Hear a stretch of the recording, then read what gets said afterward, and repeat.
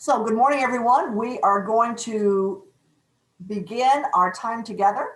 My name is Kathy Bubb. I am the chair of the Commission on Nurture and Outreach, and I'm delighted to be hosting a Mathew 25 roundtable this morning. We have folks from 4 churches in our Presbytery who are going to be sharing with you a bit about what Mathew 25 looks like in their church. Before we start, or as we start, I wanted to share with you two things that we're excited about to make sure that these things you already know about. I'm going to share my screen to show you here in a second. But one of them is, hopefully you already know, which is that you can go on to our Presbytery website, which is psvonline.org. And at the Presbytery website, right here, the bottom part says Mathew 25. If you click on Mathew 25, it takes you to a page that lists specific resources under each of the 3 areas of building congregational vitality, dismantling structural racism, and eradicating systemic poverty. There also is some overall information if you've got folks new in your church or in your church who don't know much about what's going on in Mathew 25. We also have another new resource that we have that I'm super excited about is that we now have a YouTube page that has our videos. So if you go to YouTube and you just search Presbytery of Soda Valley or Soda Valley Presbytery, and right down here on the page, and it will take you to this wonderful page that lists our videos. So you might recognize that we have videos here from back in the fall when we had Israel and Palestine conversation.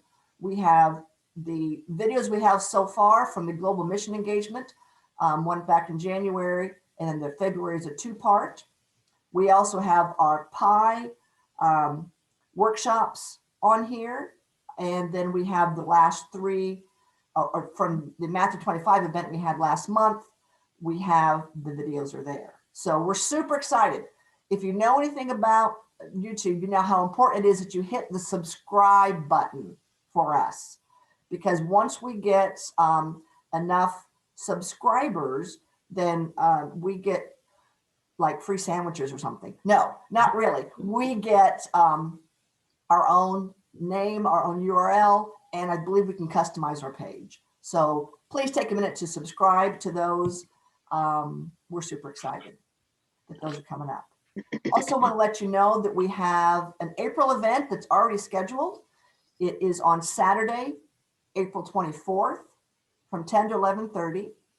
And we have Michael Wilkos, who is the Senior Vice President of Community Impact through United Way. He is going to be sharing on understanding how historic and structural racism have shaped Central Ohio's neighborhoods today. So again, that's Michael Wilkos from United Way, understanding how historic and structural racism have shaped Central Ohio's neighborhoods today. This is on Saturday, April 24th from 10 to 11:30. And so he's going to be sharing with us. We're really excited about that. And we'll have information will be up very soon on how to register for that event, but he'll be sharing and taking a time for Q&A as well.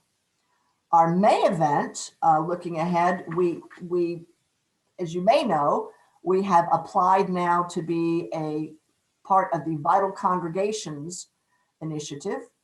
We find out in the next couple of weeks whether or not we have been approved or accepted as a part of that. I've got somebody texting me to get into a meeting. Janie Elgin, can you get hold of Nancy and get her the link for me, please? Thank you. It's a nice thing about Kathy. Folks on. We hope we will have heard by May and can tell you more about the Vital Congregations. Again, as many of you know, the Mathew 25 initiative with focus on poverty and racism also has a major piece on building vital congregations. And so a sub piece of that is this Vital Congregations program in the PCUSA. So if we get approved to be a part of that program, there'll be so many resources and opportunities for our congregations to work together, figuring out how to become even more vital in our presbytery. So that information will be coming up for us in May. So for today, as I said, we have 4 churches who are represented. So I'm going to do my best to spotlight our speakers today. First, we have Ellen Clark. Ellen's Director of Faith Formation at Granville, and she's staff liaison for the Mission Committee. We also have Tina Johnson, and Tina is an elder at Overbrook. She's facilitator for the Mathew 25 ministry team there. She is also one of the ambassadors for Mathew 25 that we have. And that means she is available to come to your congregation and to share about Mathew 25 with your session with a group of interested folks. Currently still on Zoom, but maybe that'll change one of these days. We also have with us Bob Gustafson. I don't say your last name wrong, Bob. I'm not good at that. Sierra pastor at West Berlin, who's sharing with us. And we have Rob Martin. I'm trying to find Rob here. There he is. And Rob is pastor at First Athens. And so these are our 4 sharers, I guess, if you will, who are going to just be sharing some of their experiences. And let's see.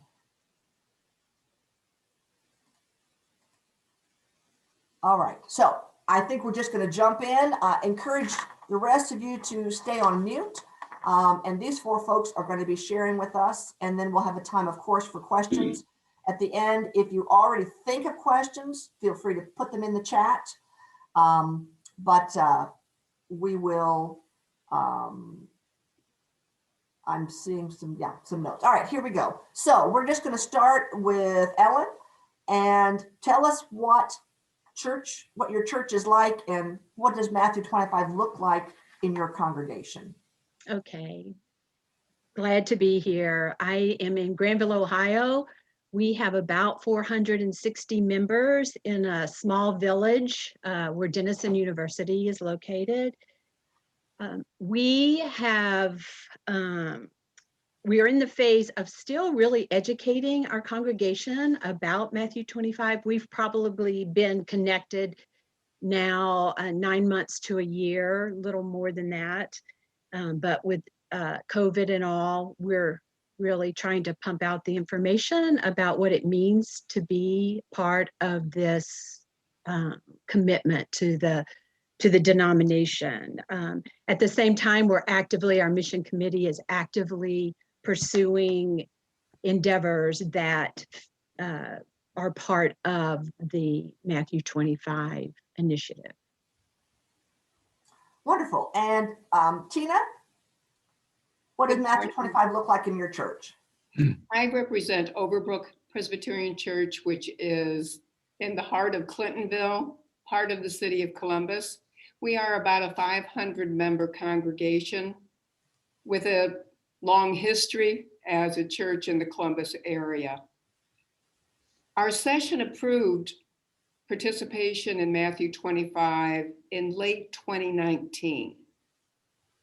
In early 2020, we managed to form what at Overbrook we call a ministry team, which is kind of a task force, and found 5 people who were going to serve on the Mathew 25 ministry team. We have never met in person. Right after we managed to get those folks on board, everything closed down. So we too are still in the process of rolling out what Mathew 25 looks like to our congregation. The good news on that is that the session's on board. At this point, About 2/3 of our session are continuing members, with another third new members coming on.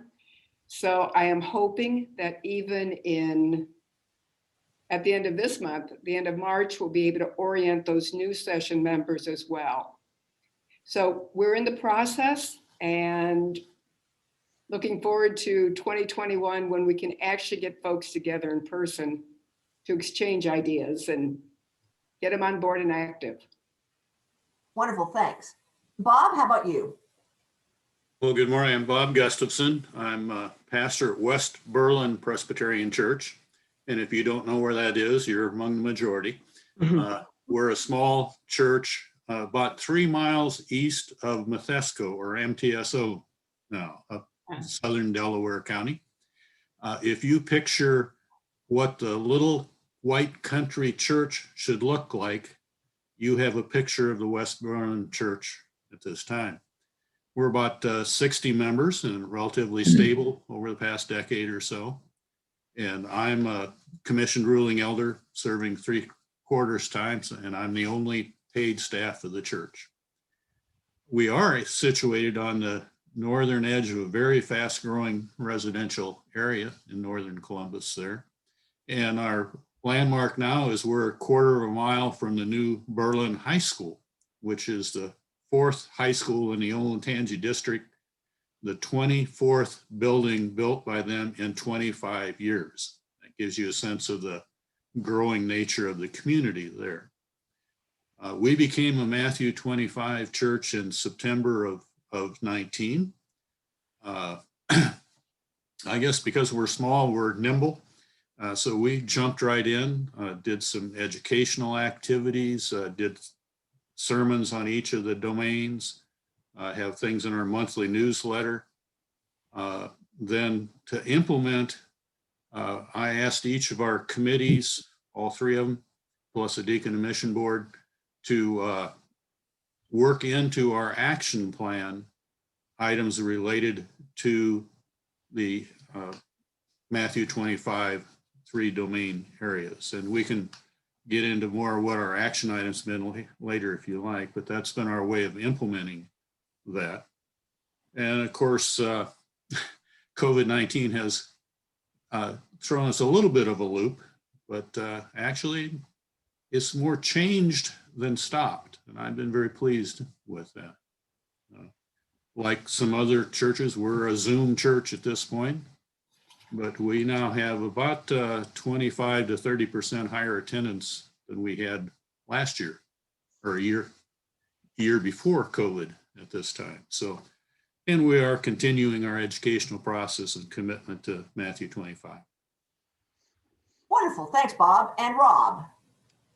Well, I'm Rob Martin. I'm the pastor at First Presbyterian Church in Athens, Ohio. We're located about a block off of the campus of Ohio University. We're a church of about 300. We decided to become part of the Mathew 25 initiative shortly after the denomination launched the Mathew 25 initiative. And it came out of our mission committee that was focused on systemic poverty here in southeastern Ohio. The city of Athens is fortunate with the university, but right outside the city of Athens, you've got some of the poorest communities in Ohio. In fact, our county is still considered the poorest county in the state.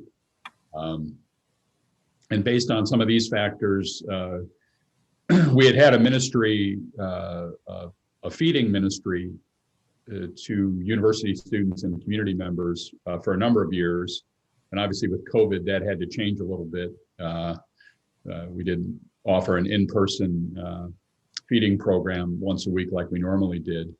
But we've been working closely with the university and with other community organizations, especially around the areas of food deserts, food initiatives, how to get healthy and nutritious meals to folks that otherwise wouldn't have access to them. One of the things that sort of popped up in the middle of our dealing with food was we have a number of international students at Ohio University, who, because of COVID, no longer had access to jobs. And so they were able to retain their health care through the university, but what they did not have was dental care. And so a number of international students who faced huge dental bills, toothaches and those kinds of things, were looking for support within the community. So a small group of our Mathew 25 commission ended up just working with the university graduate student program, mostly with international students, to provide dental care. And then we have a couple dentists in town that we work with as well. So it's changed a little bit due to COVID, but we're still trying to tackle some of the, I think, priority issues here in Athens, being food and medical care. So. Great, thank you. Want to ask each of you as well, and some of you have sort of answered this a little bit in your intro, but just more specifically, what drew your congregation to the Mathew 25 vision? Why are you a Mathew 25 church? And we'll go backwards this time. Rob, we'll let you start. Well, when the denomination launched the program, our mission committee thought that the vision areas for churches was a good way of figuring out, prioritizing what we needed to do in terms of how we were thinking about outreach to our local community. And again, they were drawn to the systemic poverty one, but certainly the other ones we have dealt with as well. And so the session responded favorably when we were able to watch some of the videos that were produced by the denomination. And again, it helped us prioritize how we were going to spend our mission dollars and how we were going to spend our time in dealing with some of the local issues that dealt with the Mathew 25 initiatives. Great, thanks. And Bob, how about you? Well, I think in 2019, I had been at West Berlin for a couple of years, and you need to know my background is in engineering. So I'm a structure planning type person. And so we were looking for ways to try and be more externally focused or look outward more than the church had done for a while. And this Mathew 25 call really seemed like it fit well in giving us a mechanism for doing that and just searching our souls for where we want to be as a small church and in particularly our outreach programs and our connectional nature to the community. Great, thanks. Tina? Much of the same background that you have heard already. I think another factor for Overbrook was that in 2018, a couple of our congregation members attended Ecumenical Advocacy Days, which is an annual event in Washington, D.C. And it was focused, the activity is a lot of educational events, a lot of sharing, but it also involves attendees at the conference actually meeting with their elected officials in Washington, D.C. And so we got a taste of that kind of one-on-one political influence. And that was somewhat frustrating, but it was also helpful to give some folks some skills. I think another thing that drew us to it was the strength of the vision that came to us from the national church. It hooked into questions and concerns we had as a congregation and helped us look at community engagement in a different way. And actually, the linchpin, because it preceded Mathew 25, was the rolling out of vital congregations and how we were going to look at our presence in the community as a whole, the larger community.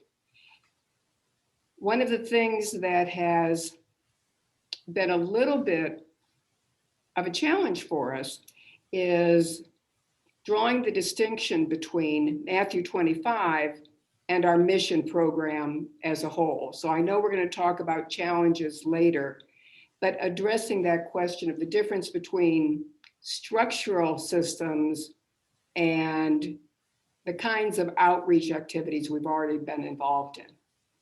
Okay, thanks. And Ellen? To us, it made sense. We took it to our mission committee, who accepted it immediately, and took it to session, who accepted it immediately. It was a recommitment to what Jesus has taught us, and it was a good thing to be connected denominationally, nationally, to this as a group. And we were already sort of doing things, and things were stirring within our church that just seemed to feed into this. So it was a natural decision. Great, thanks. As we ask the next question, I want to touch on something that Tina said briefly. It occurs to me that not everyone is. Some of you may be absolutely brand new to the idea of Matthew 25. And as we've said already a couple times, there's really the three different areas that we have: dismantling structural racism, eradicating systemic poverty, and building congregational vitality. And I think one of the points that Tina made is that one, with the particularly eradicating systemic poverty, many of our churches, and I'm guessing if we had a show of hands, all of our churches are doing great ministry in the area of helping people who are poor. And that's a wonderful ministry and very important. You have a food pantry in your church. You serve lunches. You collect food. You provide clothing for people in need. We have lots and lots of hands-on ministry, which are great, wonderful, important ministries. And for many of us, that's the appeal of Matthew 25, is that focus on poverty. I think I want to highlight what Tina said, which is Matthew 25 is really encouraging us to continue that, but also think about how we look at the systemic poverty. And by that, we mean, what are the systems that are in place that keep people being poor?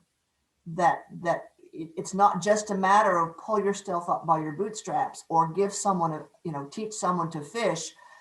There's more than that. There are systems in place that people are staying poor, and their options are very few. So that's one of the things we really want to think about, and that's a bigger challenge for a lot of congregations. So anyway, with all that shared, we'll start back around again. And so what are some either a program or two your church is excited about, and or opportunities that you see moving forward? As we'll go back and start with Ellen. As I was saying earlier, we were doing some things that just seemed to feed into this, and our church did a church-wide survey of different aspects of the church, and mission was one of them. And something that came back very strong was that people wanted more literally hands-on. We were doing well with writing checks, but people really wanted to be more actively involved. And so we've done a few projects, ministries. One of the things we started with was with our youth, and combining our youth with our mission. And we worked with them with the 6-week, there was a Matthew 25 curriculum that came out from YouthWorks. And so we did this 6-week study with the youth about Matthew 25 and what it means. And from that, we've got 2 ministries that we're about to do with the youth and the mission and the church. And do you want those kind of specifics, Kathy? Sure, briefly. Yeah. Okay. One of them you've probably heard of and probably are doing is the little pantry which is similar to a library that you see in people's yards where people can leave things and take things. So we have joined with First Presbyterian in Newark. Granville is very a blessed community, but we, like Athens, we're right on the edge of people in need. So we wanted to go where the people are. So we have constructed our own little pantry, and we are about to get the youth and mission and the congregation involved in setting that up with First Pres and manning it. Then we're also doing a supermarket sweep where we're going to raise money for what the youth choose in the food pantry category. And that is having teams of families, because we're in COVID, teams of families do activities in our local grocery store after hours and pay entry fees and have the congregation donate to these things. One of the things that we started 2 years ago or more, Jody Sturgeon is here and she's been a part of this, is looking at what can our church focus entirely on. And we often have different little things that we work on. We wanted to come up with I'll say a theme, something that the entire church could get involved in, the same thing. And so we are in the process of this. We have taken it to session to get it approved, but we are getting ready to launch, if it's approved, an entire movement towards literacy in our neighboring community, because we feel and have researched that illiteracy is one of the causes of poverty. And how can we get every single member of our congregation involved in some sort of movement towards literacy?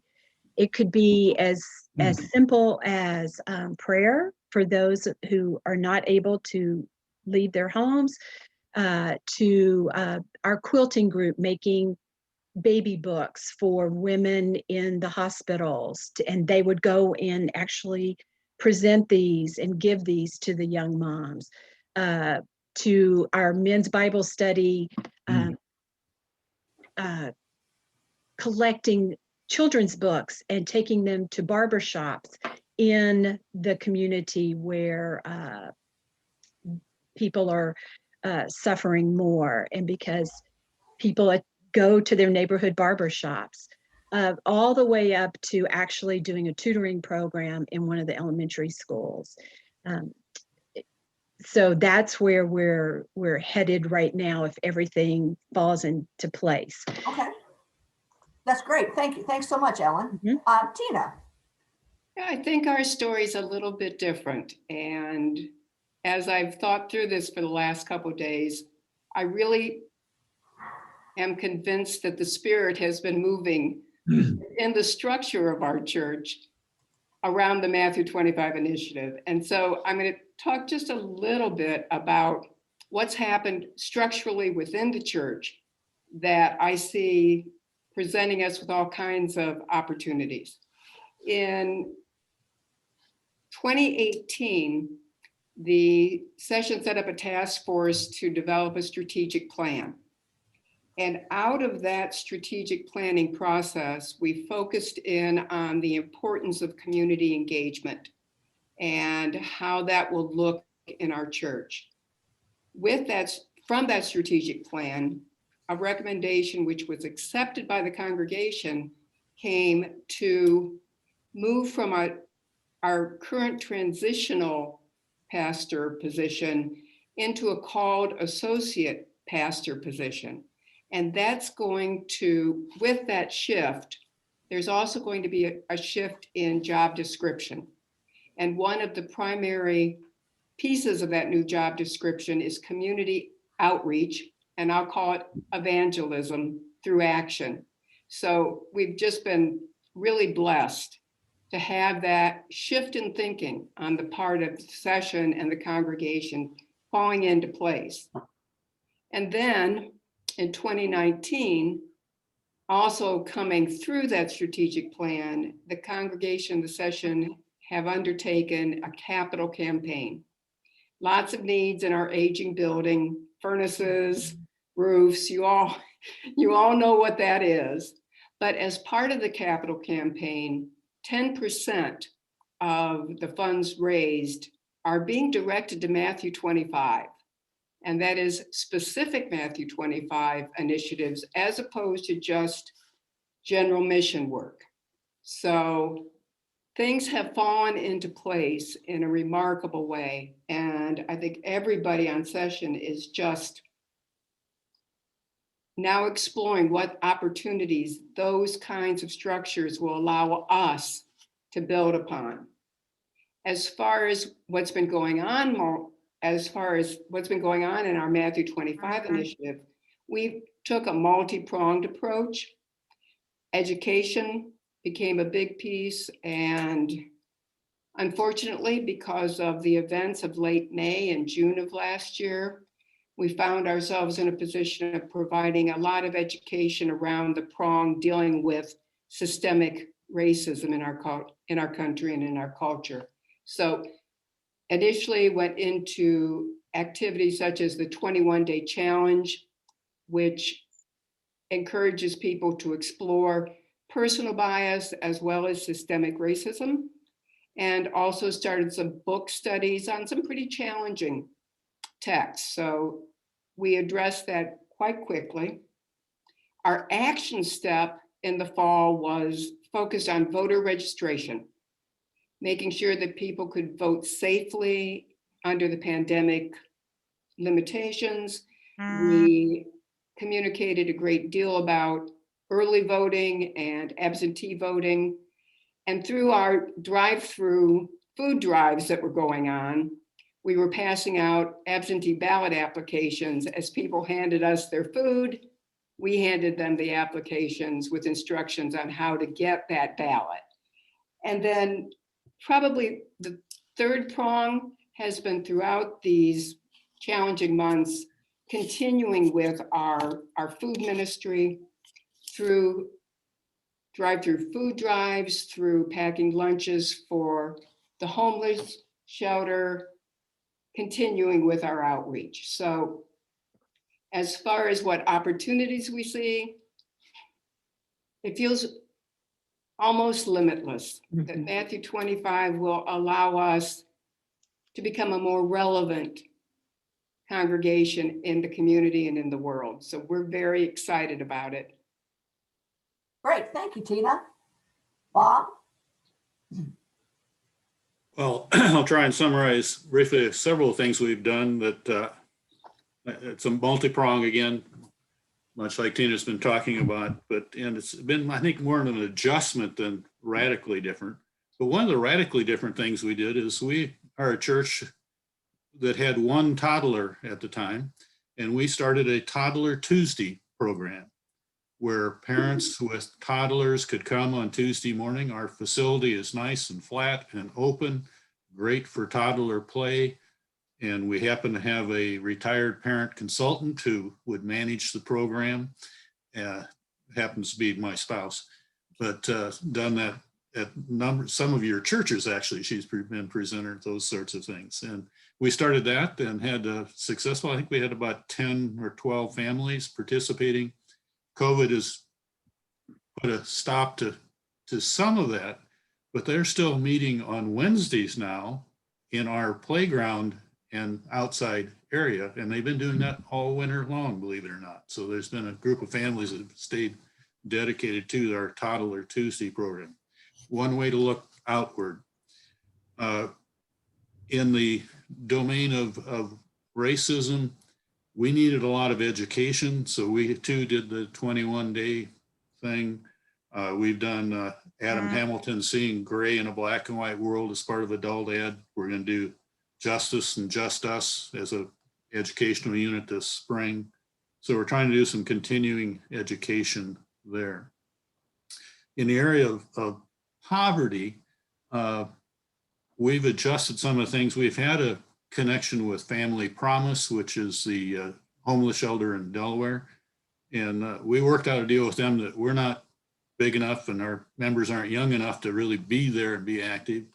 So we have a program with them where they tell us once a month what their 2 or 3 physical item needs are for that coming month. And we publicize those, collect those, and deliver, whether that be laundry soap or baskets or whatever. Many of you have feeding programs. We decided we weren't big enough to have our own. So we have set up, one of the things we did is have a reverse Advent giving program, in that we set out a program for each day of Advent. There was an item, a food item you could put in your box. And when we collected those just before Christmas Day and delivered those to another church's food pantry. Grace Point Church is a non-denominational, just a couple miles from us, that we're cooperating with on that. And we're continuing to do that. We're going to do that for Palm Sunday and Easter, where you can come by the church and get your palm and drop off your donation and things like that. And I was pleased with the Advent one. We had 30 families or individuals who contributed to that, different units. So that actually represents more people than we have as members of our congregation that contributed to that particular drive. So it's getting us out there, sorts of things. In church vitality, we have community dinners. They've been at West Berlin 3 a year for decades. We've taken the summer one of those and changed that to an ice cream and trucks event. So we have fire truck and a police vehicle and a school bus and people from the parks. And that's then getting more visibility and more connection to the community around us. And I'm hoping we can get back to that. We'll see how the timing goes on that. And then lastly, the new high school close to us is an opportunity for us. It's about a quarter of a mile away. The principal of the high school actually has a key to our building. And so he can use it for teacher events. They've used it for the football team and some of their dinners for prep and some things like that. So we're trying to be there and be available and be participating. Wonderful. Yeah, thanks, Bob. Rob? Well, it just so happened that when we decided to become a Mathew 25 congregation, it coincided with a capital campaign that we were getting ready to launch, again, for building needs, like a lot of aging buildings, roof repair and other kinds of needs. And the session decided that we would take 20% of whatever we raised in the capital campaign and give that toward Mathew 25 priorities. And so from that, we had a 3-year campaign, and we were able to designate almost $100,000 toward mission initiative that we wanted to start. And so we began to work with some of our community partners to identify some of those systemic questions that you raised, Kathy. And so the first major donation that we made was to community food initiatives down here in southeastern Ohio. What they really needed was a refrigerated van to be able to deliver fresh produce that was donated to some of the smaller outlying communities around Athens. And so they call it the Veggie Van. And we were able to purchase that for them. They have started now 2 days a week going to different communities, distributing fresh vegetables to a lot of the smaller communities in our area, like Nelsonville, Chansey, Gloucester, Trimble. That's been a huge success in terms of getting some of the food desert areas in our area more fresh produce, because a lot of these smaller communities don't have they basically have a gas station for a store with, most folks eating just frozen meals most of the time. The second initiative was we do have a homeless shelter here in Athens. There's only one, and it's run by an organization called Good Works. And what they decided that they really needed was to build a second one that would be handicap accessible.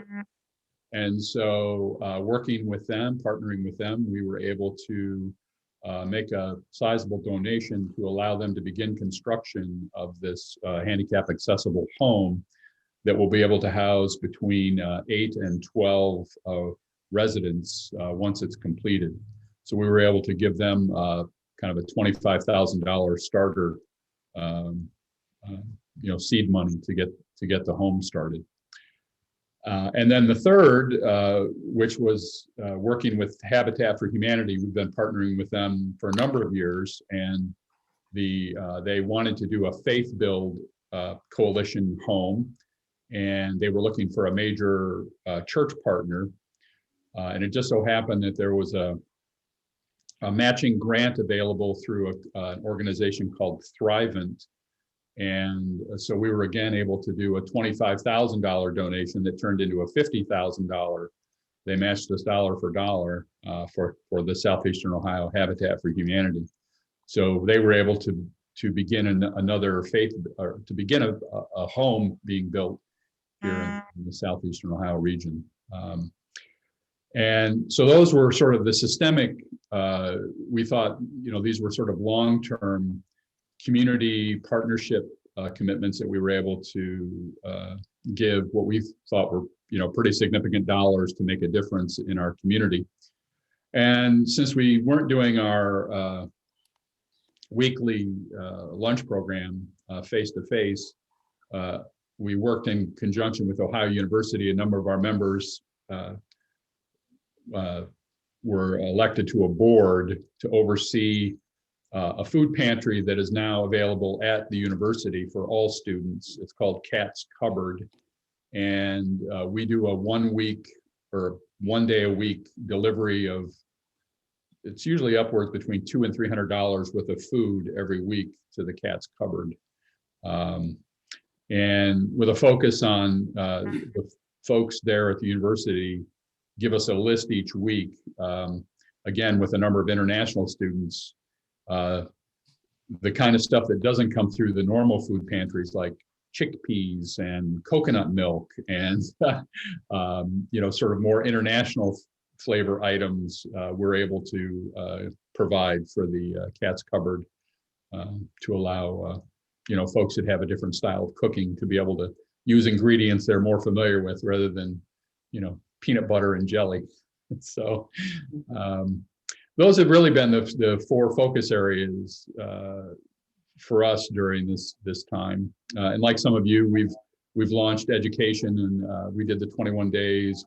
We've had a Lenten study using some of the recent books on racism, and through this, I think the first two, the systemic poverty and dismantling structural racism, has led us into congregational vitality, because it's gotten a lot more folks involved, not only within the church, but within the local community as well.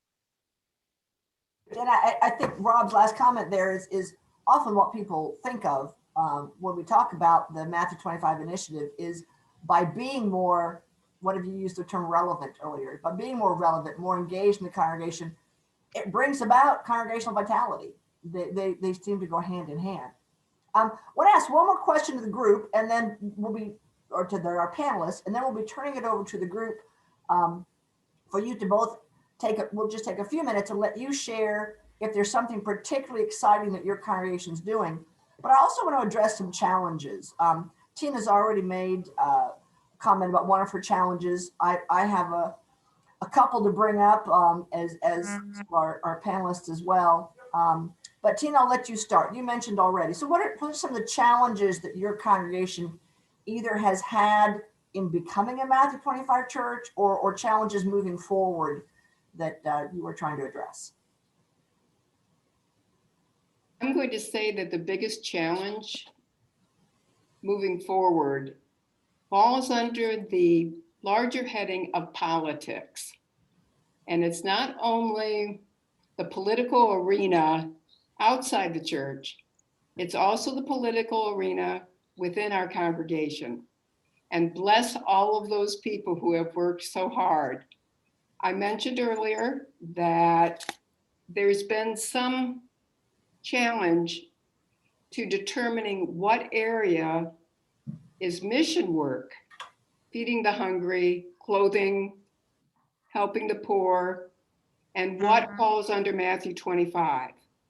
And I think it comes back to that picture from the 3 prongs that focuses on the structural and the systemic view of eradicating these cultural issues. There are some in our congregation who are uncomfortable with the notion that the church should get involved in politics.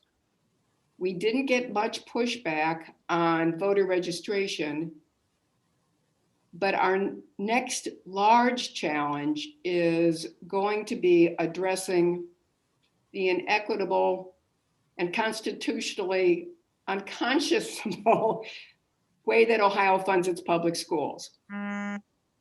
And that's going to mean bringing politicians into the church to talk about what are those inequities and inadequacies. We believe that the public school funding piece is going to come back up before the legislature, probably before the fall, and we'll be looking at how the church can help move that piece forward that should have been dealt with 20 years ago. So there is a little bit of political tension, and we are blessed that our pastoral staff continues to communicate the scripture of Matthew 25 and what it means to be a church in the world. And I'm going to answer real quickly for a question that Otto presented. Yeah, let me pause you there just for a second, if that's all right. I'd like the other three, if they can, to address, has that been a challenge for you in terms of people seeing this as a partisan issue? And I want to use the word partisan instead of political, because part of my soapbox is the education to say that anything we do with other people is by definition political. Political means the structures and the formats that we use as we interact with others. So everything we do is political. I know for some, though, the pushback is partisan. And let's be frank, this seems too Democrat. It seems too much of the Democratic Party. Have you, in your churches, had that kind of response that this has seemed too partisan? How about you, Ellen? Tell me what the it is. Being involved in Matthew 25. Oh. Has the effort to do Matthew 25 initiatives, has there been pushback in your congregation because it has been seen as partisan? I have seen no pushback. There's been other areas that I might see that, but not in the Matthew 25. Okay, Bob, how about you? I don't sense that we've had pushback in that area. Okay, and Rob? A little bit. One of our early commitments, we decided to do an energy audit at the church, and obviously, utility bills. We get lots of calls every day for people looking for help with utility bills, and we got involved in the now infamous HB. I forget that's brought down a few politicians involved in that bill, and we got some pushback because we actually have a couple members that own fracking companies. And so you can imagine some of the conversations that we had, because we were trying to be more proactive in terms of not only lowering everybody's utility bill, but then sort of thinking about things like, because we're in the midst of the coal industry down here in southeastern Ohio. I mean, part of the economy down here was coal based. And so I'd say that what we thought was going to be a priority for us because we had been working so hard on it suddenly got put on the back burner a little bit because of the pushback we got. Okay, thanks. And Tina, I didn't want you to cut you off because I know you've got more things to share, but to me, that was I have heard that in other churches as well, that we're very happy supporting the food bank and you know, making sure people have food and clothes, but it becomes political if you want us to say, well, they're poor because they're minimum wage, that we have a low minimum wage, so let's work towards improving minimum wage. It's poor because the public schools aren't funded well, so let's work on that. Those kinds of bigger issues can become challenging in congregations.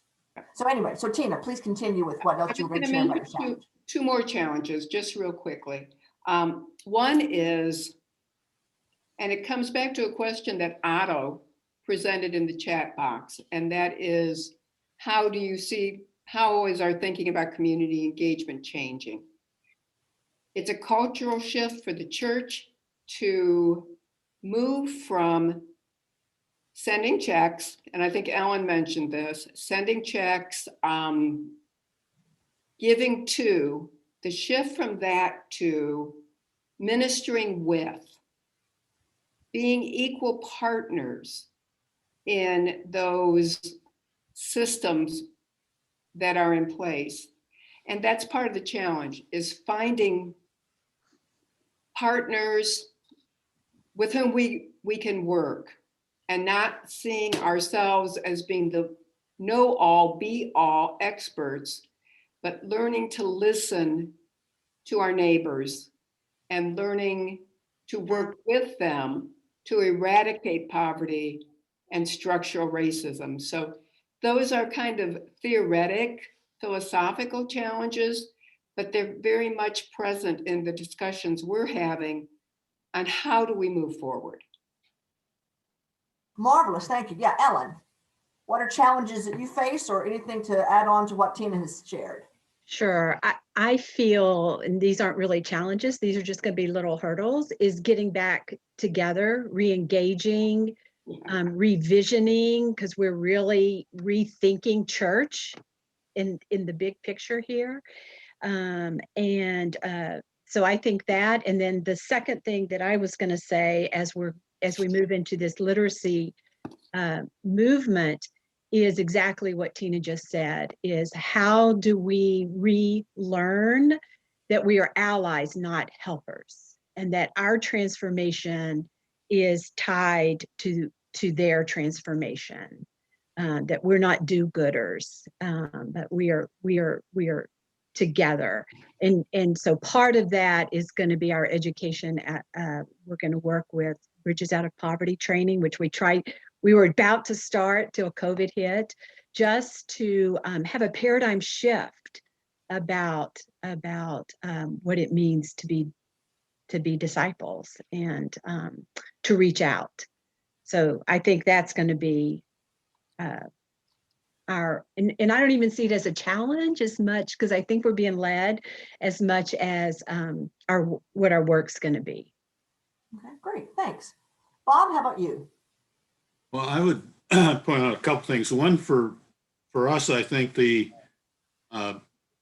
trying to make sure church vitality is not interpreted as a way to find new members is a clear challenge. And I think we're making progress on that, but it's vitality for who we are. And so that's, I think, affected a lot of what we're doing. And I think it's a positive change in attitude there. If it brings in new members, fine. But that's not the goal. The second, for us, we've kind of adjusted the idea on the racism issue. We have one very new and another relatively new Indian temples in our neighborhood.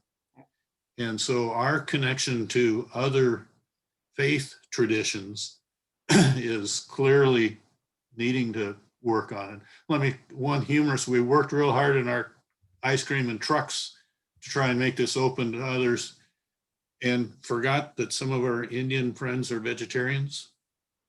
And so it was really quite embarrassing when some did come and we weren't prepared to feed them appropriately. We're going to work on that. And then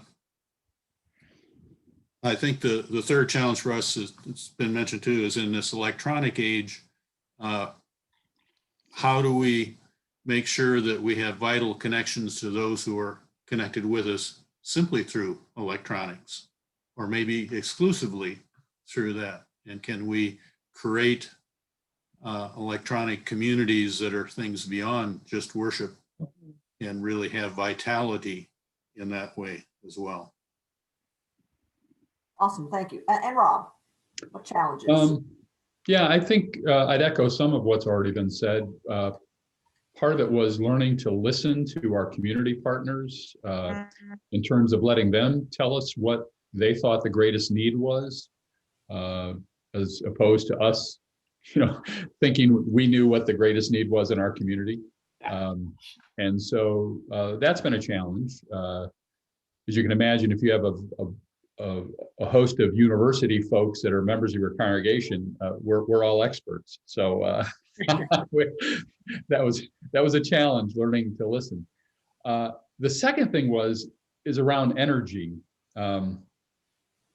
We realized early on we probably only had enough energy within the Mathew 25 group of our mission folks and within the congregation to really set a very limited amount of priorities, just because it was going to be too much.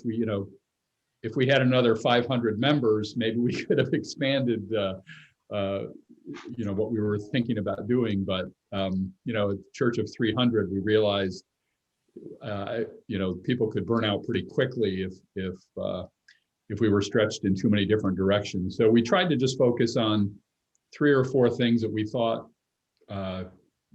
were priorities within the community. We spent a lot of time strategically thinking about that, and then developing not only leaders that would take on those issues, but then sort of grooming the next group up, so to speak, that would be part of the leadership team as well. So thinking about the energy within the congregation became one of the challenges. Wonderful. We did have a question, and some of you have addressed this a bit in the chat.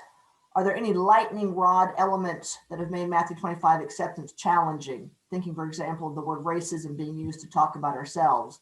And Tina put in concept of white privilege has proven challenging. You want to say any more about that, Tina?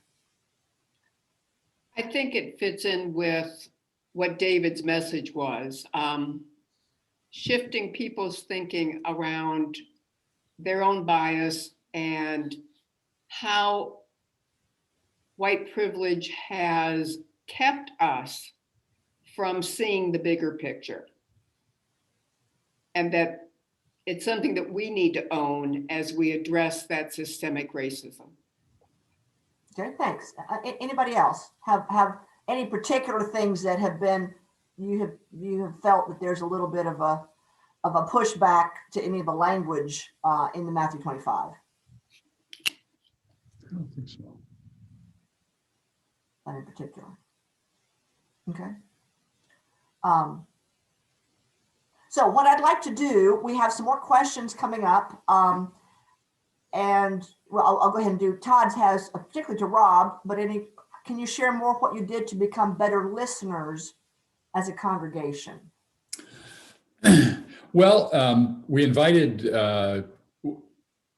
some of our partners to come in and do presentations in which we were just, listening to, the proposals we had.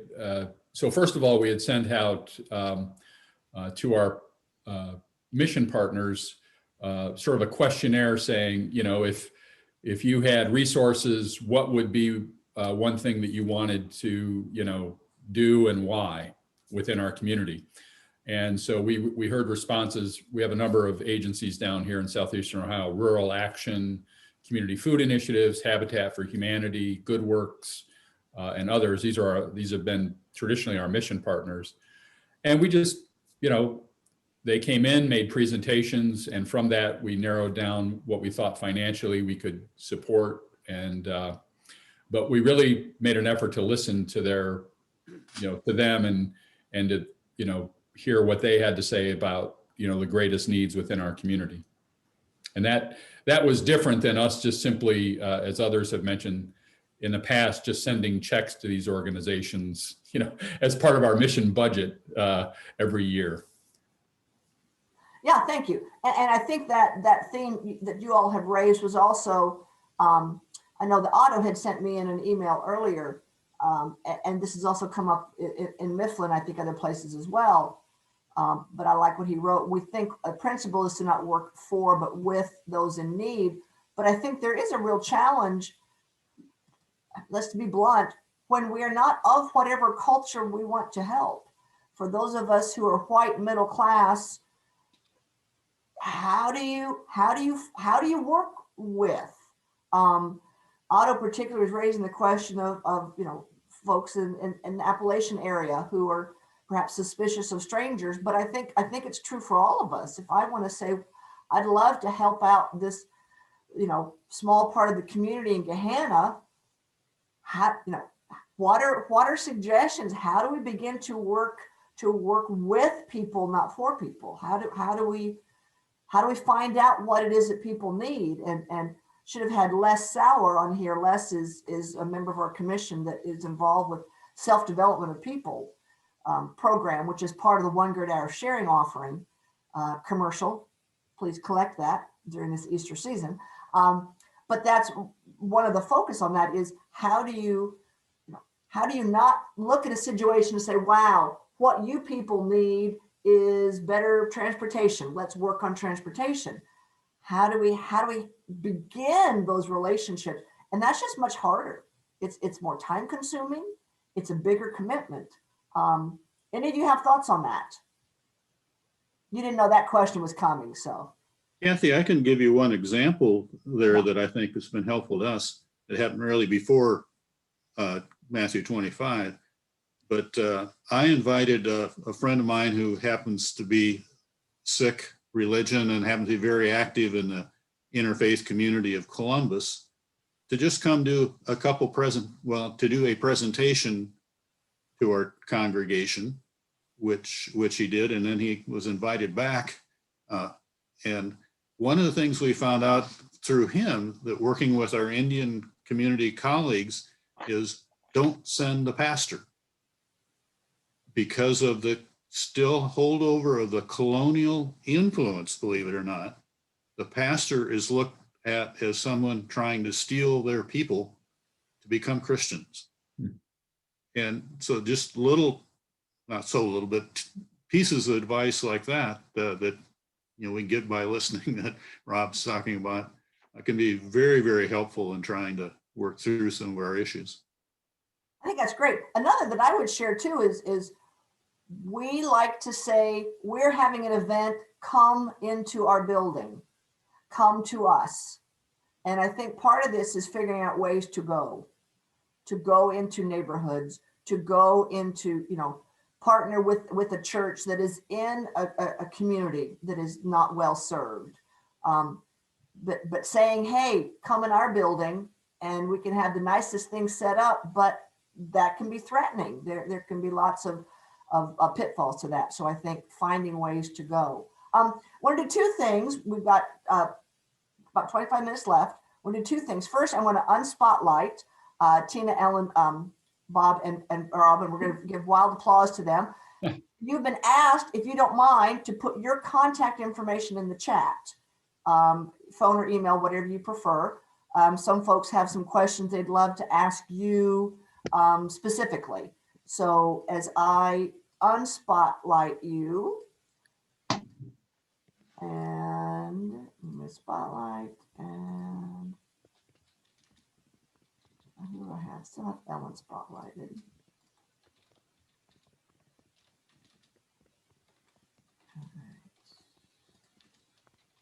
No. I can't unspot. There you go. Remove spotlight. All right. So what I would like us to do at this point is to let you take a few minutes. if your congregation has something particular that you are excited about in regards to Matthew 25, whether or not you are a Matthew 25 church, that doesn't really matter. But if there's something now, and I will put two cautions on it. One is you may be really excited to talk. I don't want you to talk very long.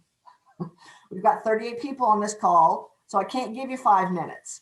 But if you, in a nutshell, want to share something about Matthew 25 that is very exciting that your congregation is doing, I'd love for you to do that. And since I'm moderating, I'm going to have already asked Megan Dimmerling, who is from Mifflin, to share very briefly what we're doing here at Mifflin. We are not yet a Matthew 25 congregation. So what are some first steps that we have taken? So Megan, you're and on. Kathy said, we're not a Matthew 25 congregation at this point in time. We took the route of becoming a Matthew 25 group. And we did that, I think, because we had, well, we decided to kind of do this in the middle of COVID. And I think we really felt like maybe enough of the congregation wasn't together enough to understand exactly what a Matthew 25 church is. And before we truly took that commitment on, we wanted everybody to really understand what that was.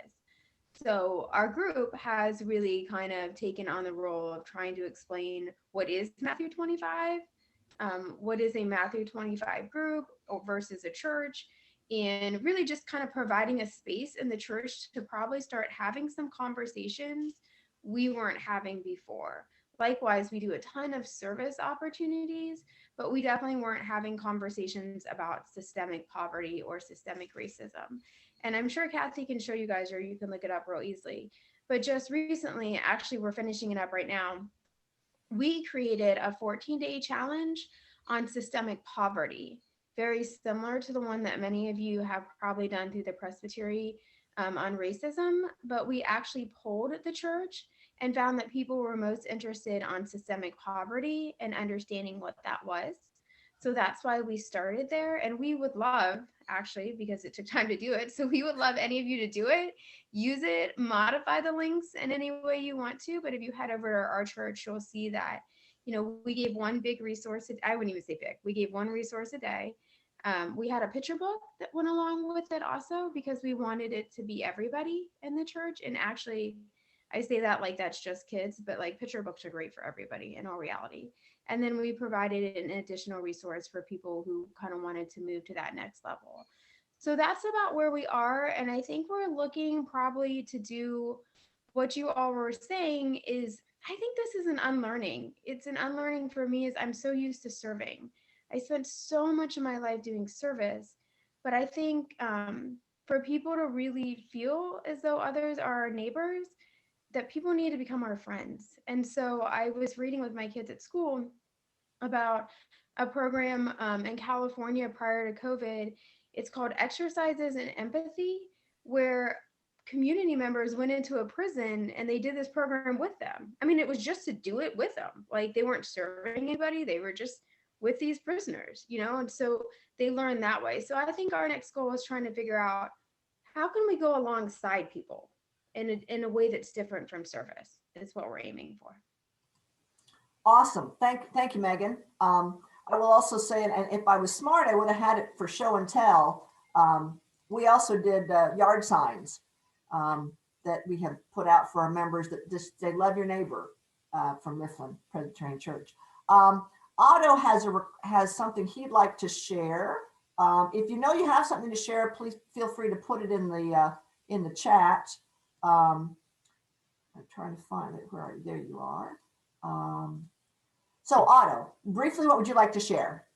Yeah, well, two things. One thing I can't go into because it would be too time consuming, but we have a number of, might say, guidelines, strategic guidelines that I'd like to share with folks and get feedback on. These came out of an online study on systemic poverty with Johnson C.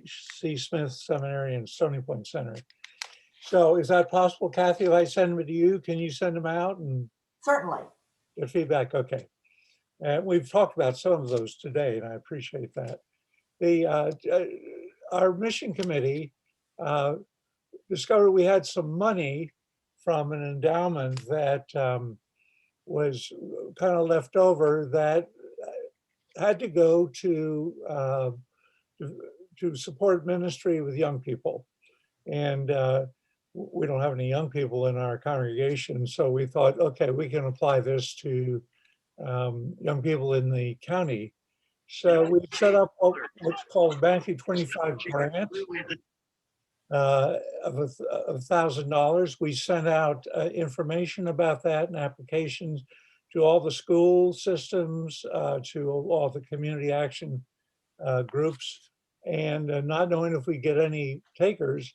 Lo and behold, we got 4 very interesting responses of projects that we want to partner with, and made the grant to one of those 4, but also gave some monies to the others, seed monies, just to get them off the ground. And so we are now developing a partnership with what's called COPE, Community, I think it's Community Opportunity and Parental Engagement, that school system runs, to work with Appalachian families that where the kids are with grandparents or with just friends because their parents are dealing with addiction or whatever, trying to help these kids to get through school, to break the cycle of poverty by helping them to move beyond, graduating from high school if they can, and supporting them, helping the families, helping parents find jobs in some cases, repair their car and others, just to get them up and going. So this has been exciting. We're part of a birthday card project now where we send birthday cards out to these kids through the school system, kids who may not receive a birthday card on their birthdays. We're also looking at other ways we can partner other than just giving money with each of these 4 projects. The other 3 are, one of them is a reading project for special ed kids. Another one's actually a library project of sending craft kits home with the kids who have no crayons at home or no books at home. And the 4th one is providing books for special ed folks just to get them reading. So I just wanted you to know about that. And this all came out of some money we had left over in an endowment fund. Wonderful, thanks. So again, just for a few more minutes, do other people have something that their congregation is doing that they're excited about, they'd like to share, that's different, and or any questions? Just can be general questions. I know we had a couple from Jeff earlier. The second one, would any participating churches, any Mathew 25 churches be willing to write to non-participating churches? Can you evangelize non-participants? And my guess is yes, that those 4 churches might be willing to do that. And so we'll put that in your ear for Ellen and Tina and Bob and Rob. I also would remind you that we do have what we call Mathew 25 ambassadors. Tina's one, and you could hear how eloquent she has been, who is willing to chat with your session mission committee to answer some questions. And as you said, one model is what we have done here at Mifflin in Gahanna is we collected a group of people. And so we have started, and our motto is listening, learning, and responding. And so taking the role of education, but also educating the rest of the congregation, but also trying to identify what particular ministry tools we'd like to go ahead with. But we're not even going to bring it up to the session for a while. We're just going to start the work, and hopefully by their fruits they will know them, and folks will get excited once they see what's going on, and it will be a little less I don't want to say intimidating, but a little less scary, because we do, some of our folks, that's why I asked that question earlier, some of our folks are concerned about the partisan, what they perceive as the partisan nature of Mathew 25. And so we want to bring folks along gradually for that. And then I'm noting the other, which is really a question I want to sort of end with. the other comment that Jeff made, what infrastructure could the Presbytery provide to help individual Matthew 25 churches? For example, an on-staff grant writer. And really that is a broader question. What help or support can the Presbytery, specifically the Commission on Nurture and Outreach, which I chair, what specifically help and support can we provide your churches? So we'll just sort of let you answer any of those things as you're thinking. Is there a question you have for some of the group? Is there specific help you could use and or challenges that you would like to raise for folks to help address? Let you think on those for a sec.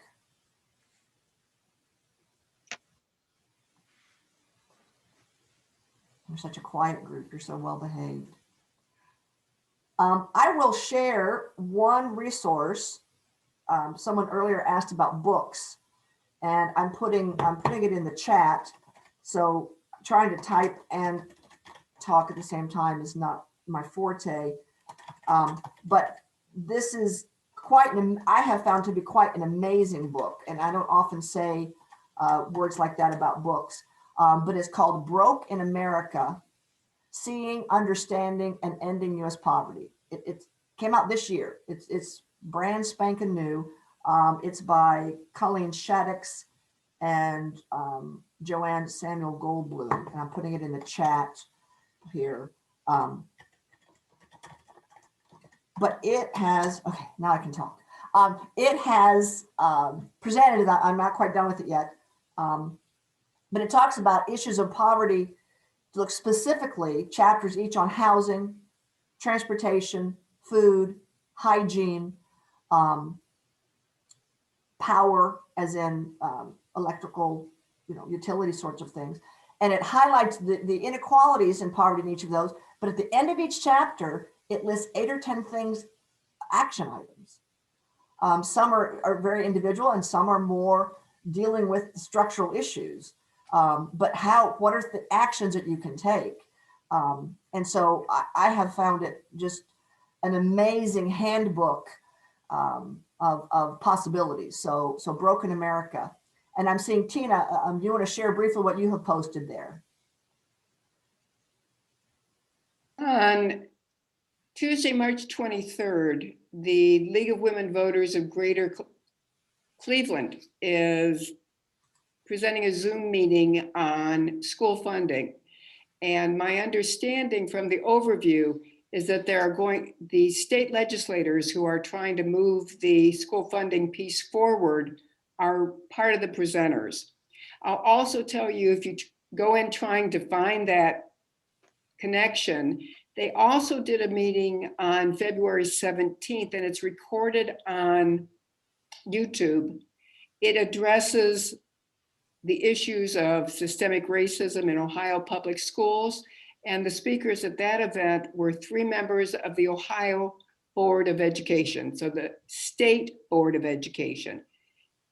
That one's pretty long, but there's some good information within that for people who are interested in looking at school funding as an issue in Ohio.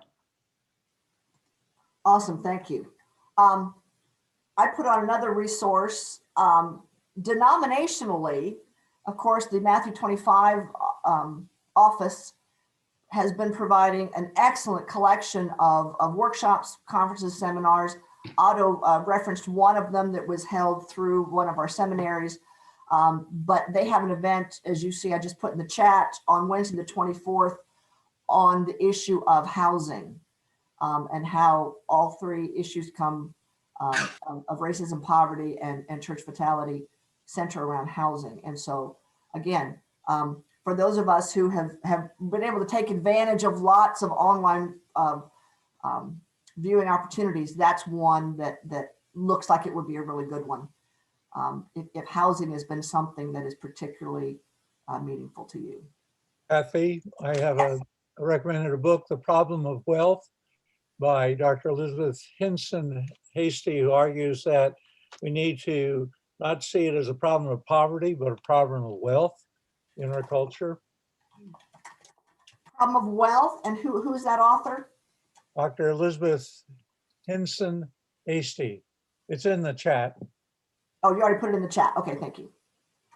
I missed that. I lose track of all of the things I'm trying to do here. Actually, I'm looking forward in the chat. Maybe I'm just missing it.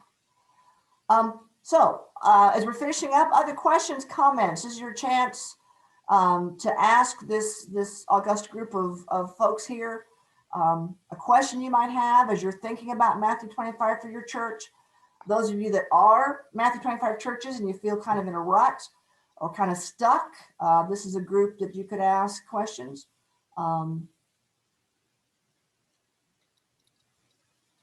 Yes.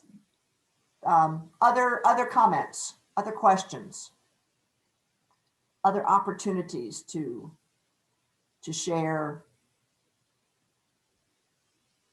Kathy, the one thing I wanted to add a while back when you were talking about relationships with people that we're partnering with, I think it's really critical to think that it's not a quick thing, that we're doing like a 6-month leading up to and training and that thing. It's not something that's done quickly. Absolutely. And we're, as Megan said, Mifflin is just finishing up this Love Your Neighbor 14-day challenge. And we've had 2 Zoom gatherings on Sunday nights. We have our last one this coming Sunday.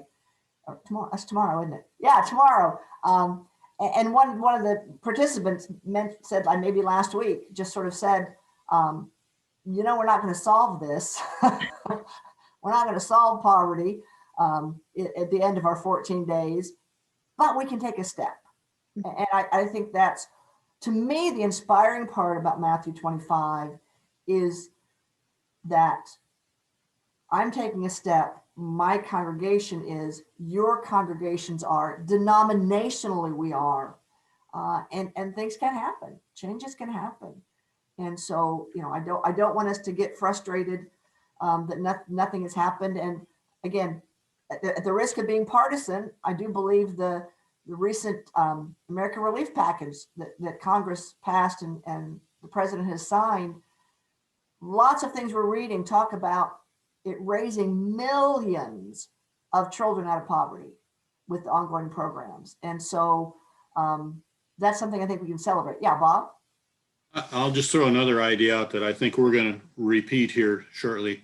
A while back, I went with one or two of my elders to visit. I think we visited 10 different churches in our area, not during their service, but went to visit with their pastor or leadership just to get to know each other. Mm-hmm. And that has led, I think, to some good understanding of opportunities, because this is not just a Presbyterian problem, by the way. So I think there's others that we can look to for partnerships there. And it was fascinating conversations, just a lot of fun. Might be something to think about in your own area, getting to know some of the colleagues and taking some elders with you so they get to know too. Thank you. And I would say we also had that comment from Mark in the chat. How often is a group meeting as Matthew 25 ministries and congregations which are interested in moving in that direction? I don't know if this is what you mean, Mark, but we as CNO, Commission on Nurture and Outreach, would be delighted to facilitate semi-regular conversations with the anybody who's interested, either whether you're a Matthew 25 church or looking that way. They can be informal in the sense that we can just sort of get on and say, hey, what's going on? We intend as a commission to continue to offer speakers. Again, that's why we have coming up in April, although we may be clashing with PW, so we may have a change of date. But to talk about racism, we're going to be having a vital congregations conversation.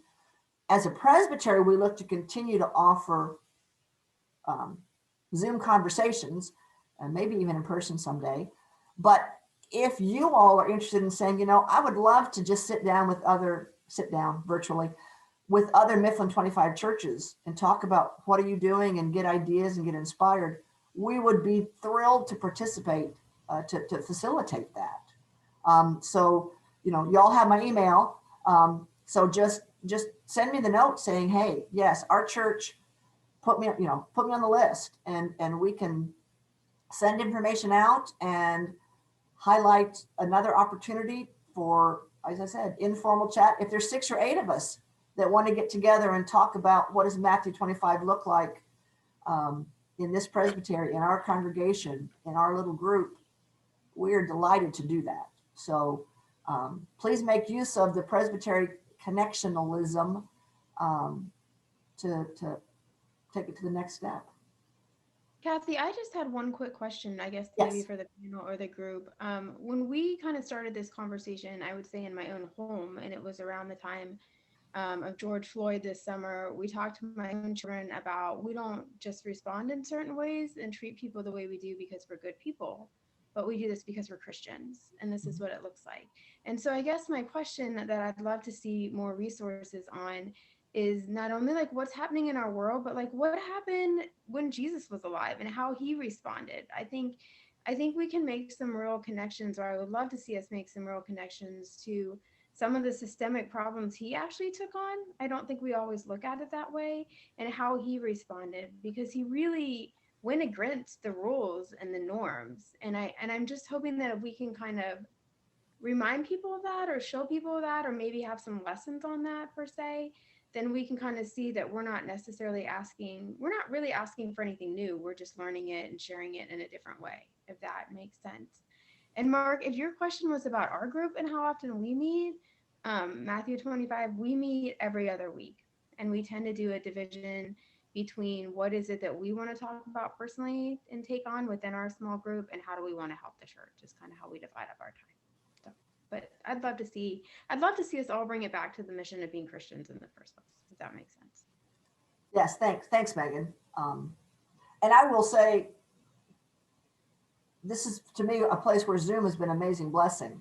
Yeah. I'm confident we would not have had every other week Mifflin Matthew 25 gatherings at our church if they weren't on Zoom. You know, it's one thing to click and you're on for 45 minutes and then you're done. So thank you, God, for Zoom. So other comments, Mary Beth, we need to build bridges between the partisan divides. Yes, our neighbors are really suffering for sure. So 11:28, do want to be mindful of your all's time. Thank you very much for sharing. I am, as we speak, copying the chat, so that is available to you. If you want, you know, if you didn't get everything written down that you wanted to get written down, that'll be available.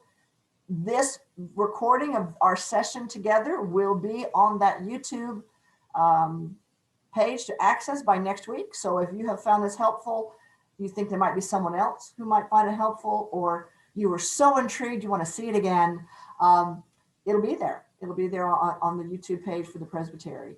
And as I said, we will have an event in April. We may have a date change on understanding how historic and structural racism has shaped Central Ohio's neighborhoods today.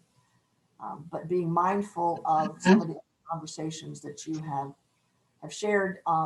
Like I said, reach out to me in an email. If something came up and you want to make sure I don't forget to follow up on it, don't hesitate to email me. Yeah, Kathy? Yes. When we set up with Michael, he did mention that even though his data is from Central Ohio, the conclusions and the issues are applicable to all parts of the state. So I don't want folks who are not in the immediate Franklin County area to think that information isn't going to be helpful to them. So he said there will be a great deal of overlap. Very helpful. Thank you, Tina. All right, well, let's close with a word of prayer.